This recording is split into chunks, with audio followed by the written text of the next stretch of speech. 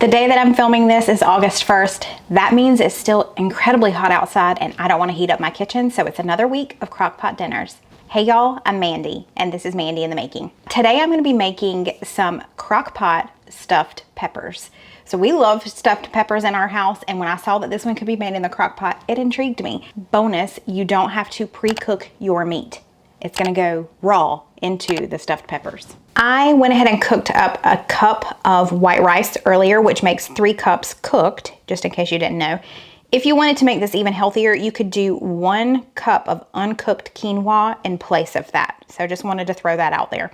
This is pepper jack cheese. I think I probably should have gotten 1 or 2 more bell peppers because some of these are kind of small. This is 1.5 pounds of ground chicken. That's just how it came from Butcher Box.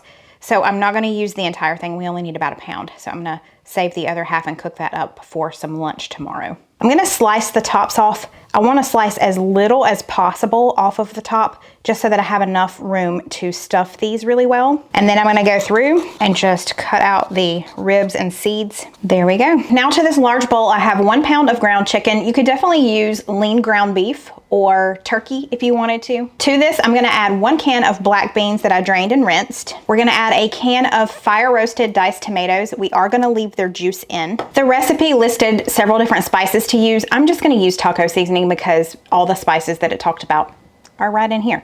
So I'm using just about 1.5 tablespoons or so. At this point, we're gonna add our 3 cups of cooked rice. If you are using quinoa, it's 1 cup of uncooked quinoa. I like how that just came out in a little blob.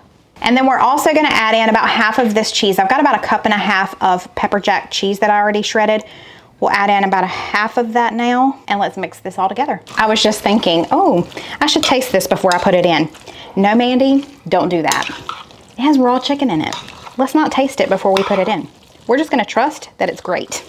This is done. Let me grab my crock pot. I've got 1/2 cup of water. We're just gonna put this in the bottom. This will help steam our peppers, soften the peppers. And we're gonna take each pepper and we're gonna stuff it with the mixture and place it into the crock pot. I had that extra 1/2 pound of ground chicken, so I've added that in here. I'm gonna add a little more taco seasoning, and this will be great for quesadilla fillings, or we could even do tacos tomorrow night if we wanted to, or tomorrow afternoon. We're not gonna waste any of it. Okay, it's been 3 hours. My crock pot just went over to warm. I am going to test and make sure that the inside of my peppers have reached 165 degrees. We have no problems, folks.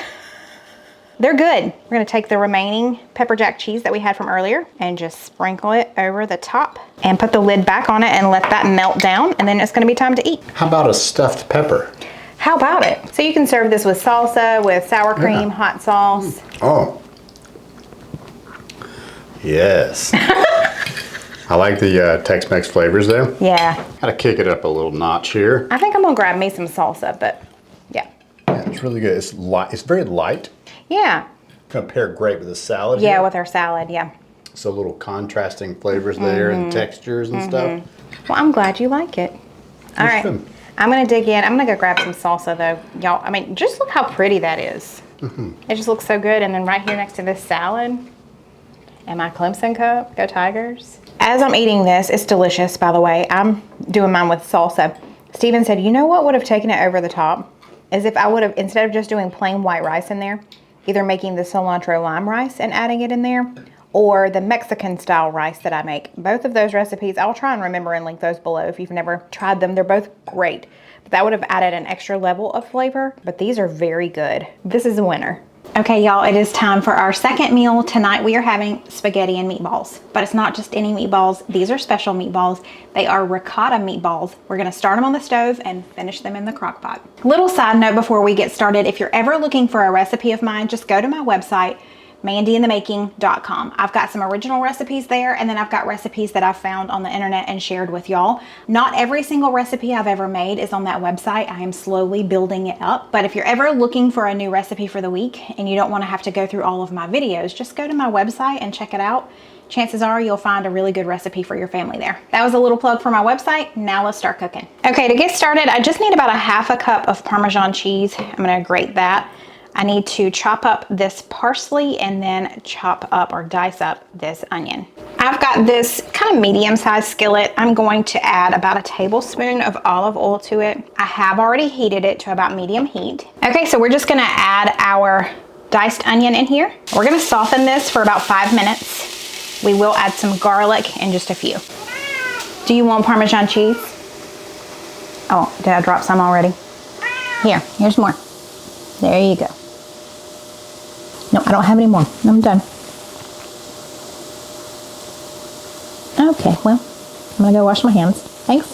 Okay, this has been cooking for 4 or 5 minutes. It's starting to get a little brown. So these are definitely softened.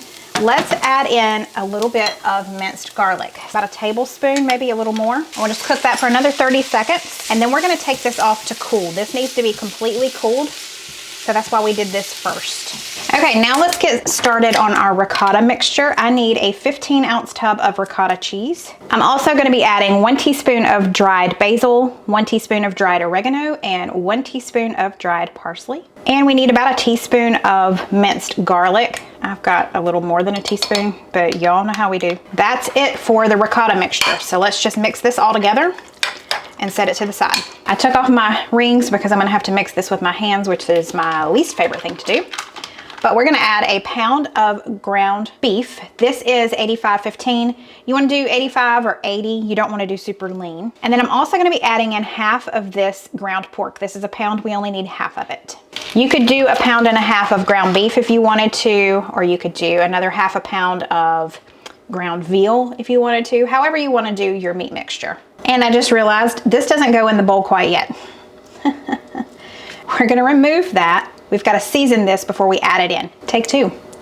We are gonna add 1 egg that I've already whisked. I'm adding in 1/2 cup of half and half. If you've got heavy cream, you can use that instead, that's fine. Let's add in about 1/2 cup of our Parmesan cheese, about 1/2 cup of Italian style breadcrumbs, my freshly chopped parsley. It calls for about 1/3 cup. That's probably not quite that amount, but we're just gonna go with it. I've got a teaspoon of Italian seasoning and a teaspoon of dry mustard powder. And now we're gonna take our ricotta mixture and add in about 3/4 of a cup. The rest of this ricotta mixture we will use almost when it's time to eat. So I'll show you that later. So let's mix all of this together. I've got my onions and garlic in the refrigerator. I'm gonna check on them and see if they've cooled down enough. And then we will add that into this mixture as well. Man, this smells good. Okay, they have cooled down. They're not completely cool, but they're definitely not hot. They're just a little warm. So we should be good to go. Let's add all of that in. Okay, before we add our meats in, we need to season it with a little salt and pepper. And y'all know the deal. Instead of salt and pepper, I'm just gonna use Auntie No-No's Everything seasoning. Now let's move it over into the bowl. Now the key to this is not over mixing, because you will make it tough. You wanna squeeze it through to make sure you're really mashing up all of that meat. And once it's combined, you stop. You don't wanna overwork it. Now let's roll out some meatballs. Doesn't that sound like fun? So I've got this baking sheet lined with some wax paper. We are gonna, after we roll them, we're gonna transfer them to the fridge for about 15 minutes. I wanted to put them on something that is gonna be easy to go into the fridge. You want about 1.5 inch meatballs. Okay, these are all done. They are going in the fridge for about 15 minutes. Our meatballs are about to come out of the fridge and they're gonna go in here. I am heating this to medium-high heat. This is a very large skillet. And I've got a good bit of olive oil here. The recipe calls for a lot of olive oil on the bottom of the pan. We're gonna kind of eyeball it and just see. I'm basically coating the entire bottom of the pan. Okay, I counted my meatballs. I have a little over half of what she said I should have, which means I made them too big, which is really not that big a deal. You don't wanna overcrowd your pan here. You wanna be able to move these around because we're gonna brown them on each side for about 1.5 minutes. So I'm gonna probably have to do 2 batches. We are not cooking these all the way through. They're gonna finish cooking in the slow cooker. We're just getting a little bit of color on them on each side. Got a good lesson here. Learn from my mistakes. Do not make yours too large. So I just went through for my ones that I'm gonna freeze and pretty much halved them. So that's gonna make them a lot easier to deal with on the stove. These were starting to fall apart a little bit, so maybe they could have used a little more breadcrumbs, but some of them did really well and then others are kind of falling apart. We're gonna go with it for tonight. It may not be the prettiest, but that's okay.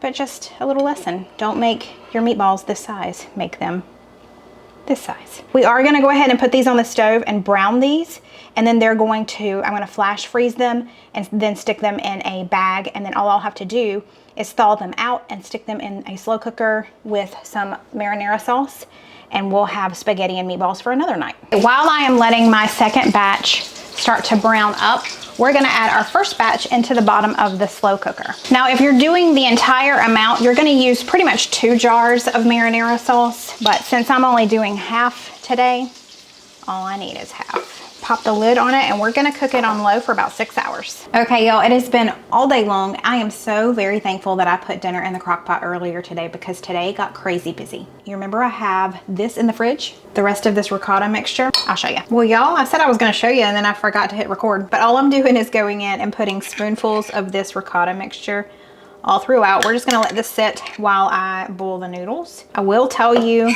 that it doesn't look like my meatballs held up too well.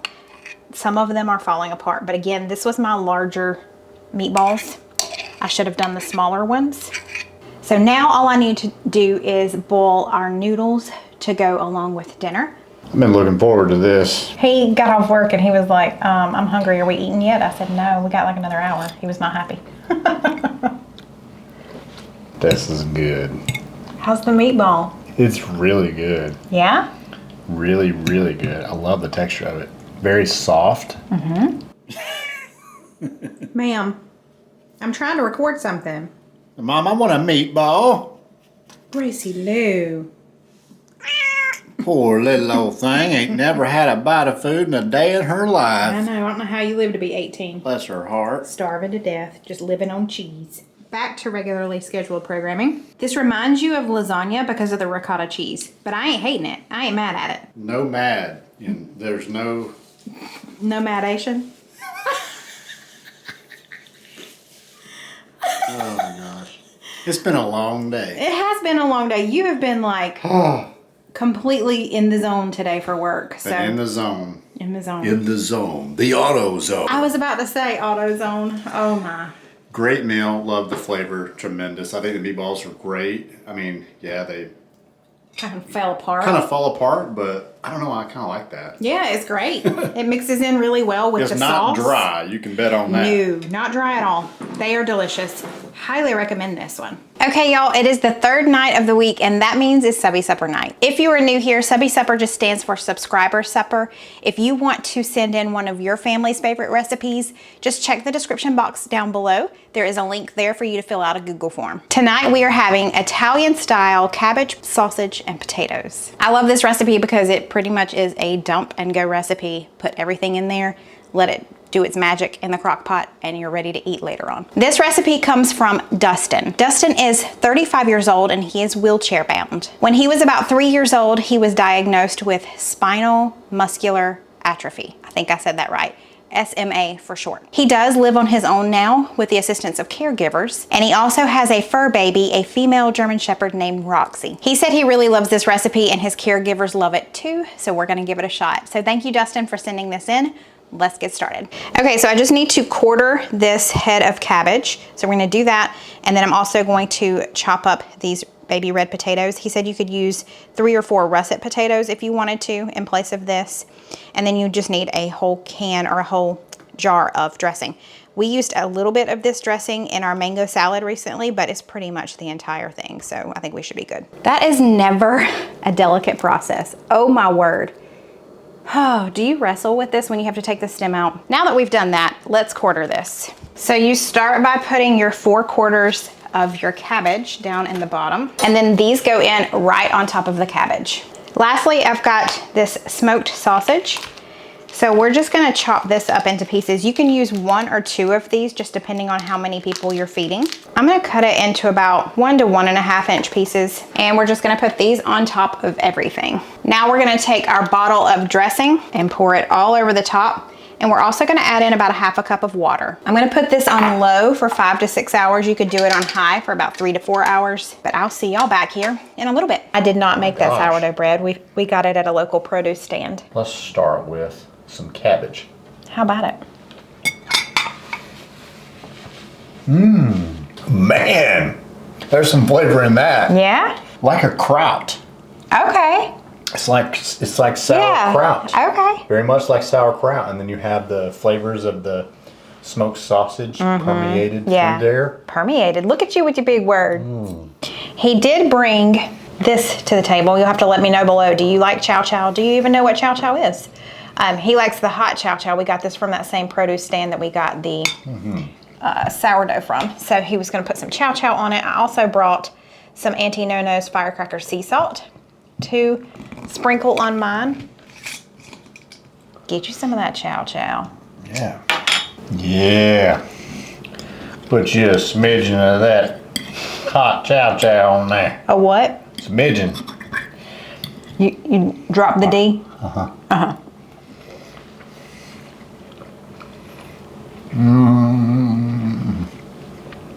Oh, yeah. We eating good in the neighborhood tonight. Well, Dustin, we love this. Stephen was saying this is a very It's a very rustic meal. rustic. Yes, Very rustic. That's a good way of describing it. It's super simple, Yeah. but it doesn't lack in flavor or anything. It is delicious. It's a whole meal in and of itself. You've got the meat, the potatoes, the veggie, and then that sourdough bread is so good. I know it looks like I haven't had any, but I did eat some of the heel of the bread. Do y'all call it the heel? All right, Dustin, thank you so much for sharing this with us. We love it. Thank y'all so much for watching. I hope you enjoyed this episode of Winter Dinners. If you did, don't forget to give me a thumbs up. And if you haven't already, I would love for you to join the YouTube family. Hit the red subscribe button before you go so you won't miss any new videos. Thanks, y'all. See you next time. Bye. Now, overall, it is still incredibly hot outside. Today, we are having kind of a rainy day, and we are very thankful for that. It's been a while since we've seen any good rain here, but I'm still gonna be using my crock pot this week just because I know it's still very hot in most of the country, and it will still be hot here like tomorrow. We're just having a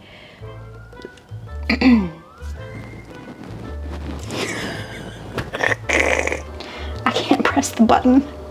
I'll be back. Ooh, got a little foggy. A little froggy. Got a little froggies. We on. We on. We cooking with gas. With what? Gas. Guys. You gotta gas it. Okay, let's move on. Yeah, let's move on. We eat that heel bread. I can't take you seriously. Oh. That's right, you eat the heel of the bread when you ain't got nothing else. Well, what do you call it? That's heel bread. Okay. The end of the bread is the heel, right? That's what I've always called it. Well, that's what I call it too. That tree though, it's absolutely ridiculous.